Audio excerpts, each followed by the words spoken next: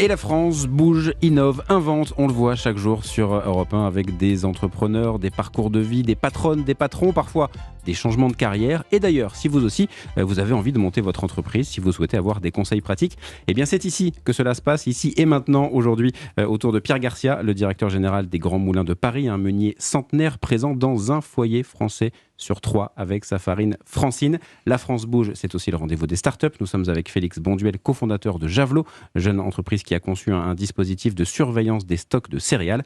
Et puis maintenant, c'est l'heure de la pépite du jour, puisque chaque année, Europe 1 remet les trophées de l'avenir. Présentation aujourd'hui de Maltivore, jeune entreprise lyonnaise qui transforme la drèche de bière en farine. La France bouge, la pépite du jour. Bonjour Gabriel Hugon. Bonjour. Merci beaucoup à vous d'être avec nous en studio aujourd'hui. Eh bien, c'est le moment du pitch, donc c'est à vous. Vous avez 1 minute pour nous présenter votre entreprise. Très bien. Alors, Maltivore, c'est une entreprise qui propose des ingrédients innovants pour l'alimentation humaine. Pour cela, on utilise les drèches de brasserie. C'est le coproduit du brassage de la bière. En fait, c'est un résidu de céréales qui est encore riche en fibres, en protéines et en saveurs. Donc, il est disponible en grande quantité sur l'ensemble du territoire, puisqu'à chaque fois qu'on brasse 100 litres de bière, on produit 30 kg de farine de drèche. De drèche de brasserie, pardon. Donc nous le transformons en farine, ça donne un ingrédient qui est polyvalent et qu'on peut utiliser dans de très nombreuses applications. Et on travaille également sur une gamme d'ingrédients protéinés qui sera spécifiquement dédiée à l'industrie agroalimentaire. Notre atelier de production est à Lyon, comme vous le disiez. On est capable de revaloriser près de 2 tonnes par jour de drèche de brasserie. Et on est en train d'implanter un second site qui sera à vocation industrielle, qui nous permettra de revaloriser plus de 10 tonnes par jour de drèche de brasserie. Notre objectif, c'est de développer des petits sites au cœur des bassins brassicoles pour revaloriser l'ensemble des drèches disponibles lorsque les brasseurs le souhaitent. L'ADN de Maltivore, c'est vraiment de limiter le gaspillage des ressources, donc tous nos sites seront éco-conçus. Parfait. Le petit supplément de 3 secondes vous est accordé sans aucun problème. On a bien compris la démarche, donc c'est effectivement très clair.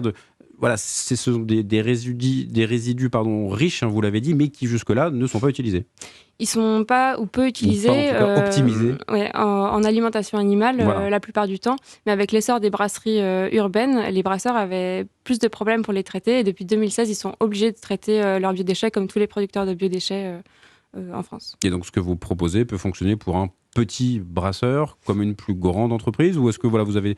C'est ça, on collecte chez des micro-brasseries, chez des brasseries artisanales et donc avec nos sites industriels, on va se positionner pour proposer cette solution à des brasseries de plus grande envergure en termes de volume de drèche. Et donc il faut leur apporter l'aspect logistique, les bonnes solutions pour que ce soit pratique pour tout le monde forcément et que ce soit efficace. Exactement, on prend en charge toute la logistique, donc on collecte les drèches chez le brasseur dans des bacs qui nous appartiennent, qu'on nettoie et qu'on désinfecte. Comme ça, on peut garantir la qualité sanitaire du produit. Et on a un service complet pour la brasserie, donc la collecte des drèches et plus tard peut-être la collecte des autres coproduits pour vraiment qu'ils aient tous leurs biodéchets traités directement par un seul opérateur. D'accord. Et donc pour les différents types de produits, qu'est-ce que l'on peut faire avec la drèche? Est-ce que vous avez déjà expérimenté? Donc il y a la farine, il y a la base que vous avez bien expliqué. Et il y a d'autres possibilités? Les possibilités sont vraiment multiples parce que la farine, comme je le disais, c'est un ingrédient qui est polyvalent. Donc on peut l'utiliser dans plein d'applications. Ça peut être de la boulangerie, de la pâtisserie, des applications agroalimentaires plus originales, des biscuits, mais par exemple aussi des simili-carnés, donc toutes les alternatives à la viande. En fait, ça permet de venir enrichir le produit en protéines. Donc on améliore les valeurs nutritionnelles de plein de recettes. Très clair, très bien. Je me tourne maintenant vers Nathalie Carré de la Chambre de commerce et d'industrie. Bonjour Nathalie. Bonjour Aurélien, bonjour tout le monde. Alors Maltivore souhaite donc s'étendre sur tout le territoire et pour cela Nathalie, vous avez une idée.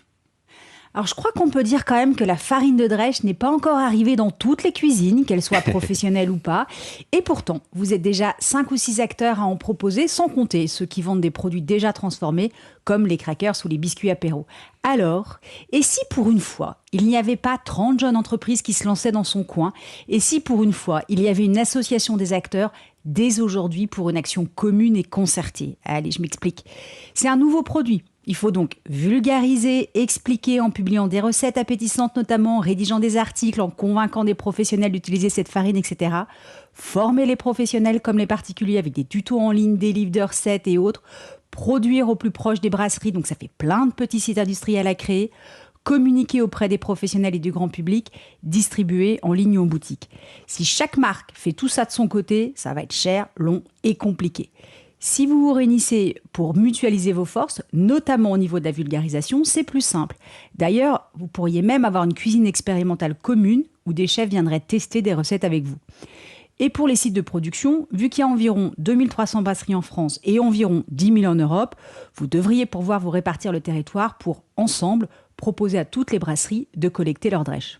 Alors c'est intéressant, Gabriel, ça vous dites que pourquoi pas essayer d'être en collectif, en association pour voilà, mutualiser les forces. Oui, bien sûr. On y réfléchit notamment avec d'autres acteurs de l'upcycling. Donc, en fait, l'upcycling, c'est le fait de valoriser, de transformer un déchet en quelque chose de mieux.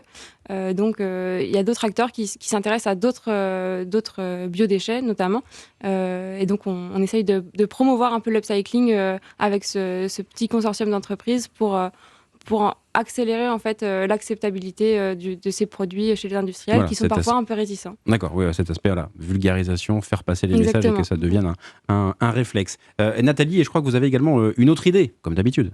Effectivement, on pourrait imaginer un modèle un peu différent qui impliquerait les brasseries volontaires.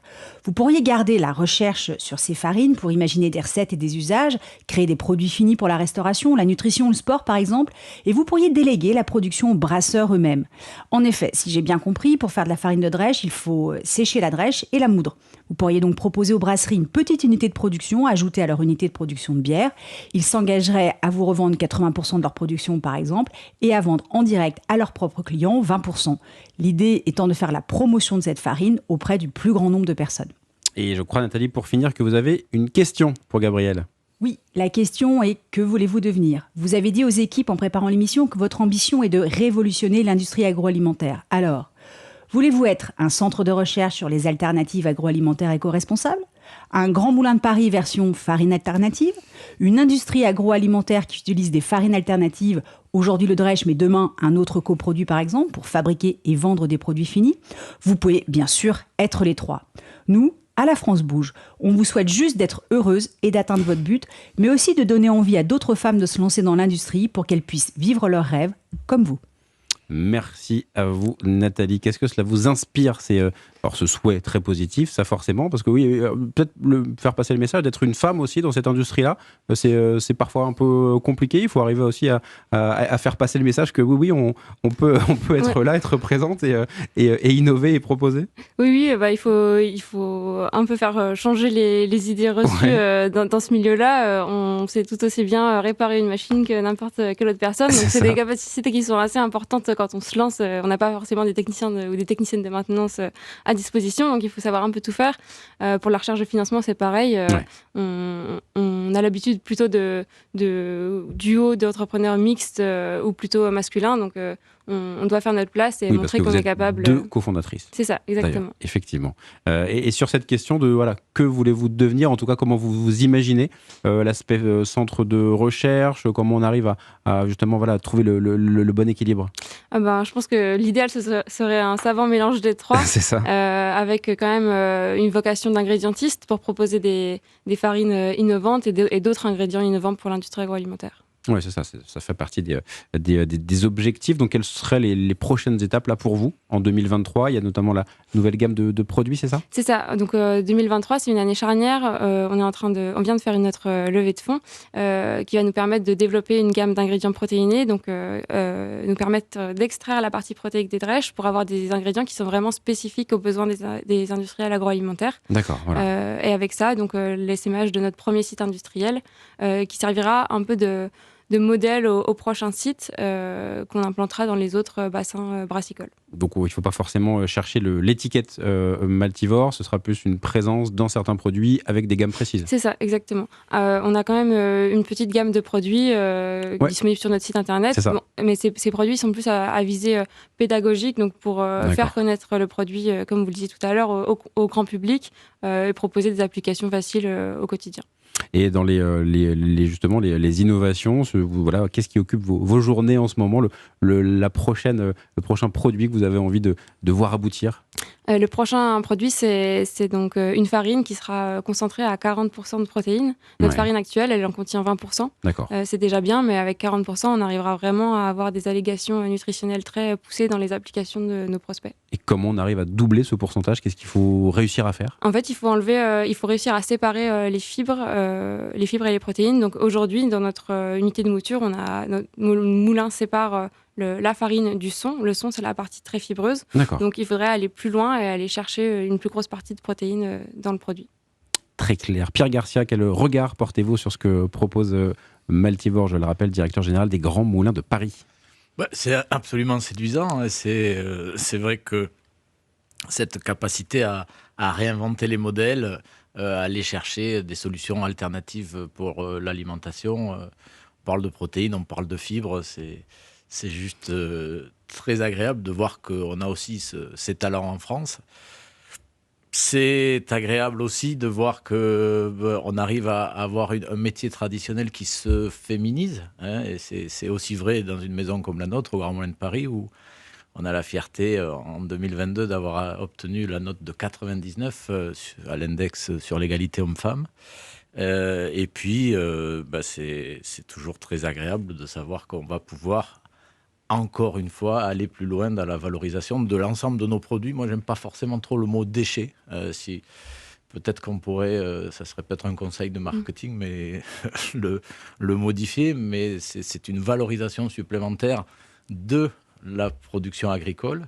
Ça va dans le sens de ce qu'on a évoqué toute cette matinée, c'est-à-dire la réduction de notre empreinte carbone, la capacité à rendre nos filières résilientes et durables. Et donc, bravo, et puis longue vie à Maltivore. Ouais. Merci. Longue vie un peu partout en France, on l'a compris, Gabriel Hugon, c'est l'idée d'être au plus près, vous l'aviez dit. Là aussi, il y a des projets en cours, ça prend du temps d'arriver à bien trouver le bon écosystème, trouver le bon lieu, tout simplement.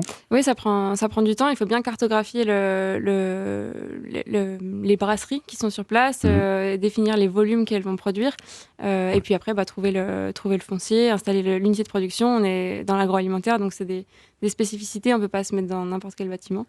Oui, ça prend du temps. Et donc, le prochain site sera au nord de Lyon.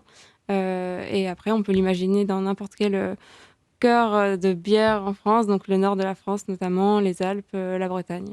Eh bien, vous serez la bienvenue pour en parler de ces évolutions. Merci à vous, Gabriel Hugon. Vous restez avec nous, évidemment. Alors, chers auditeurs et auditrices, si vous êtes, vous aussi, une pépite, si vous avez envie de venir pitcher ici votre projet d'entreprise sur Europe 1 à la France Bouge, Nathalie Carré, on le rappelle, il n'y a qu'une seule adresse pour nous contacter.